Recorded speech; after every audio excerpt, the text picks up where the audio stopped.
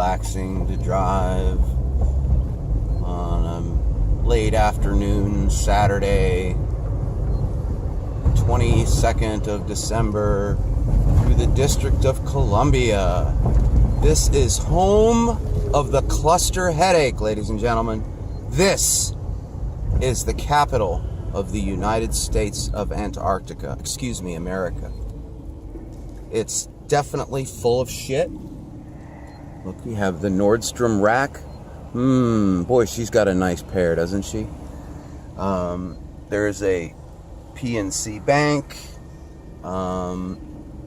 Pay to park stuff going down.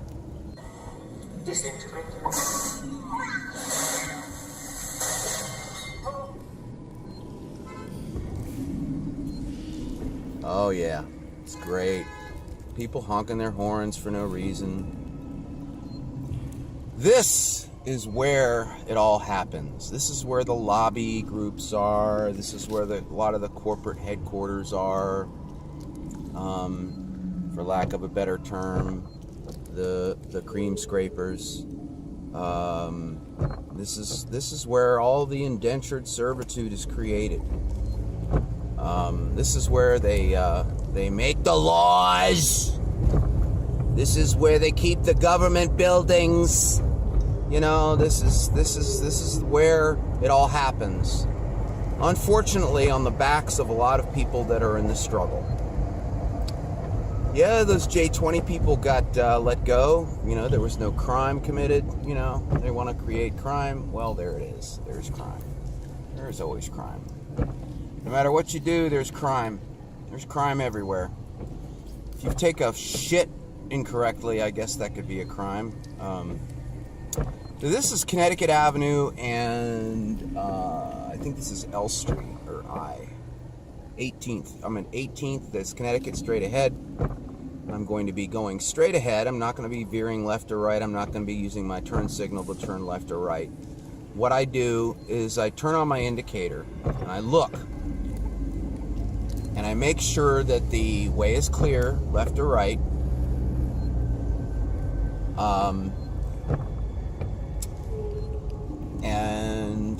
When it's safe to go, when it's safe to change, that's when I execute a lane change. You know, I turn my head, I check my mirrors, all the angles, all the arcs of possible obstructions or other cars, pedestrians, and then I initiate my move. But I don't do that until I'm sure that it's clear. That's one of my habits of driving. And yeah, here we go. And I'm going straight up 18th Street, going towards the Adams Morgan area. Now this is the deep downtown area I'm cutting through on 18th Street. I'm passing N as in Nancy, Napoleon, Narcotic, Nincompoop, Ninny, Nigel, Nevada. Let's see, and I do not think that I can go straight here. I think this is a one-way street. No, it is not. I'm going to turn left only, though. I made sure that the way was clear, and I changed my lane. So, green light, go. We're going, ladies and gentlemen. Isn't it wonderful? We're going. No lights on in this rain and weather. You know, I mean, as soon as it starts to get late in the day, I just turn on my lights, you know, because it's inevitable. The sun is going to go down. So you might as well turn on your lights. I mean, it's inevitable. The earth is turning and the sun is going to go behind the horizon, and there's going to be just street lights and headlights. And you're going to need to have your lights on. So here I am going through another this is New Hampshire Avenue. Let's see, we're cutting past the DuPont Circle area. DuPont Kleist. This is R as in Rocket, Romeo, Rodan, Rohypnol, Rude, Ronald, Riggs Place. There's Riggs Place. Now, there's some nice restaurants up here. If you are ever in the DC, in the district area, this is 18th, and this is S as in Sam. these are some nice places to go and eat. Nice little independent restaurants, you know, mom and pop restaurants, sort of-ish, kind of-ish. There really aren't any chains. You'll find your chains there around your ankles and wrists, but Larry's Lounge. See, there's Larry's Lounge. See, Larry's Lounge. And this is, T as in Thomas, titty. I think that's correct. Tuberculosis. Well, thank you, sir. I would hope that in your enforcement that you would look at the limitations you've got. There's always an opportunity cost, and put your opportunity cost, your enforcement on on crack, on cocaine, on meth, on opioids, and on heroin. This frightened droid might be useful. Fit in with a restraining bolt. Yeah, my RAM is wearing out on my converter on my my laptop, so I've got to chop this up into clips, because when I render it in my Movie Maker, it tends, if the file's big, like over like 500 megabytes, it just starts to move really slow. So I've got to be real ginger with my clips here. Now there's I don't know what that is. That's, you know, some restaurant there on the corner. I don't know what that is. Let's use this. That's probably a little bit better. I don't know what that is. That's a restaurant. There's for poor people to check their cash their checks. There's a beer store, and there's lots of. Some of In the Line of Fire was filmed up here. This is Adams Morgan, and this is up here the row house that Clint Eastwood's character lived in. Is up here a couple blocks on the left.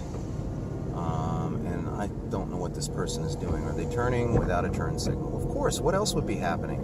Now we got a green light. And is this person turning? Yes, they are. I'm going straight. And there's a policeman. I love cops. Don't you love cops? Don't you love them? They're so great.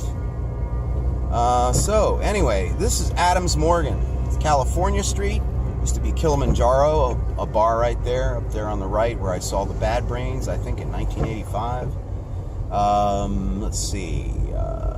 Adams Morgan. This is the beautiful, gentrified Adams Morgan area. Aren't you impressed? Look at the bounty of consumer restaurants and pizza and coffee and cheap clothes and dives. You can go pick up some $1,000 an hour slut. Look, that Spaghetti Garden, great place to eat. Love it, love it, love it.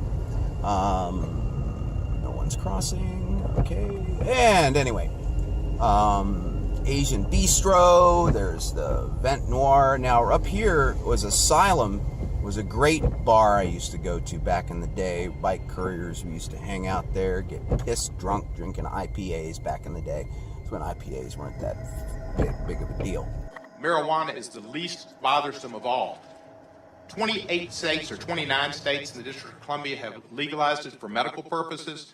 8 states in the District of Columbia for recreational purposes. Justice Brandeis famously said that the states are the laboratories of democracy. I would hope you'd look at marijuana and look at the states as laboratories of democracy and see how they've helped. And take it back up to His Excellency's main audience chamber. Part of them need me. Oh. Pizza Mart. There's the original Jumbo Slice. Madam's Organ is up here. Madam's Organ is a pretty well-known place. You can Google any of these places if you want. Get on Google Maps and take a look at them if you want. This is Pizza Boli. That's, a chain. So, let's see. There's a policeman parked right in the center of the road, where he's supposed to be, I reckon. And we're going up. This is... there's a Starbucks on the corner. There's a Starbucks on every corner. It's 18th and Columbia Road. This guy's hassling me probably with his pizza. You want to be part of my video or not? Just don't fucking go up and say, get that camera out of my face. In states where they've got medical marijuana, they have 25% less opioid use.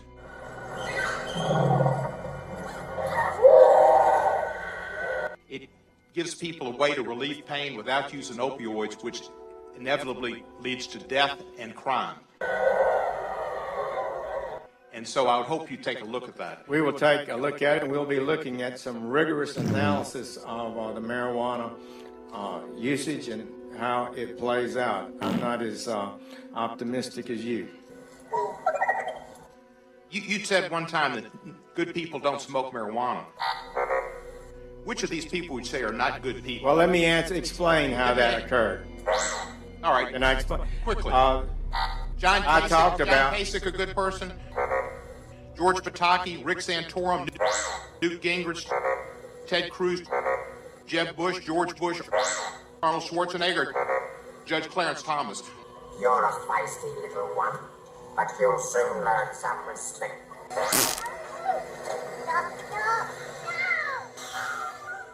Which of those are not good people? Let me tell you how that came about, Congressman. So the question was, what do you do about drug use, the epidemic we're seeing in the country, and how you reverse it?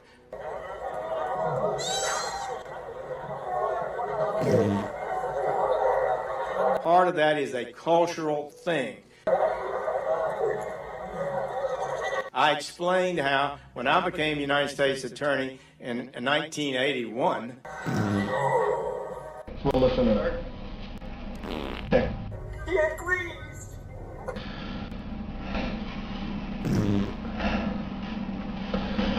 And the drugs were being used widely. Over a period of years, it became unfashionable. And this is Connecticut Avenue. There was a cop behind me. I think he saw me filming, and he probably was going to pull me over for being distracted driving.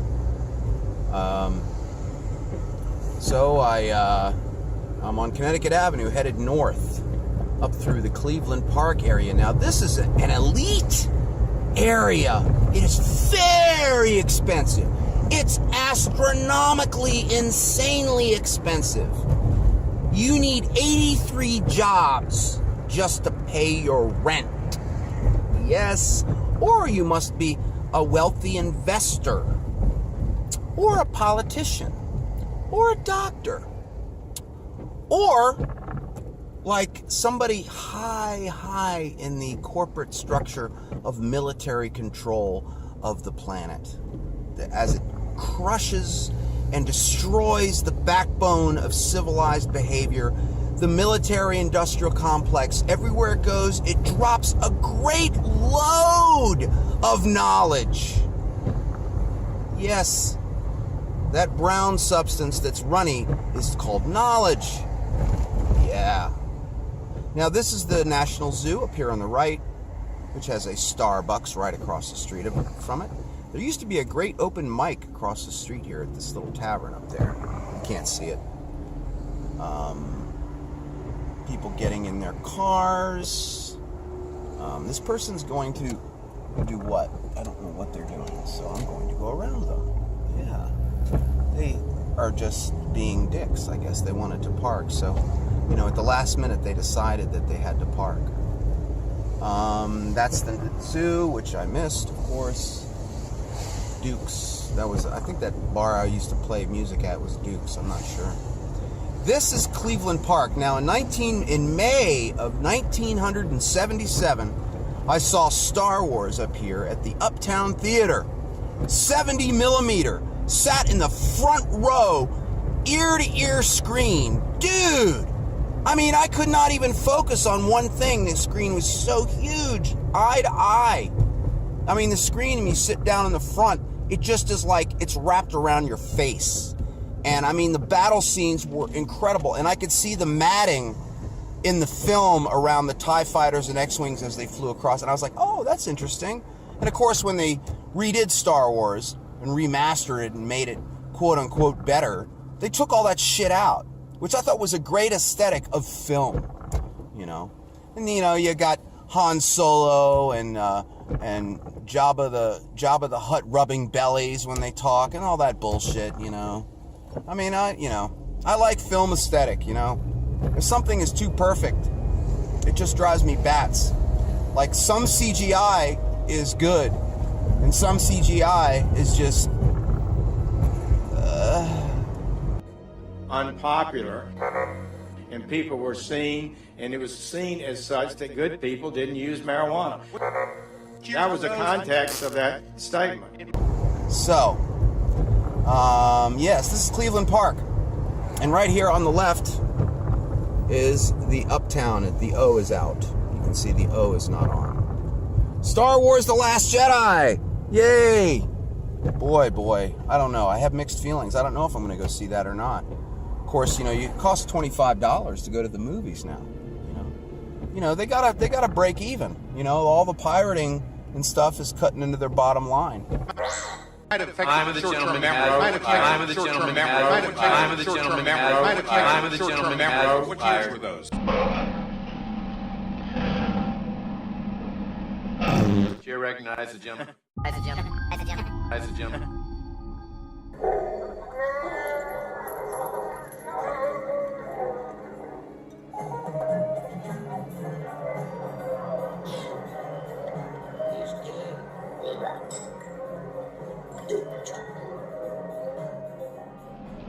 My name's Robbie Parker. But I don't think they want to try anything new anymore. They don't want to, like the guy with the cigar back in the day. Said, "We'll put it out there and see what it does." I don't know what it is. Who knows what it is? Let's put it out and see what happens. That don't happen anymore. Because a lot of these formulaic things that are successful, they don't want to break away from them, Now, a few nights ago, I saw Get Out, which was really good, man. I was like, man, this shit's awesome.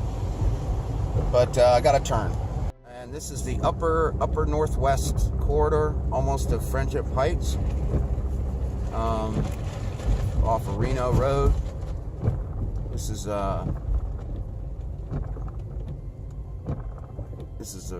Fort Reno area. On these keywords, you can Google it in Google Maps and look at it, what they took pictures of, but you're not supposed to take pictures of, but you still can take pictures of. Bootlickers and stuff want to stop you and stuff. Yeah, I'm glad that cop didn't. But that cop went behind me and ran my tag. And, he didn't find anything. So he didn't pull me over. And, yep. So, this is Fort Reno. Oh, yeah, great. Thank you, suspension. Yeah, this is great. Isn't it great? Look at this beautiful scenery. It's just so gothic. Yeah, well, thanks for watching.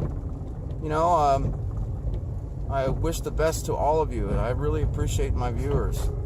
I don't know how to do shout-outs. I'm not real good at it. I can't think of it. I always forget somebody, so I'm not going to do any. But I really appreciate everybody viewing, taking time to look at my shit, and I look at your shit, and we can all just have a great day.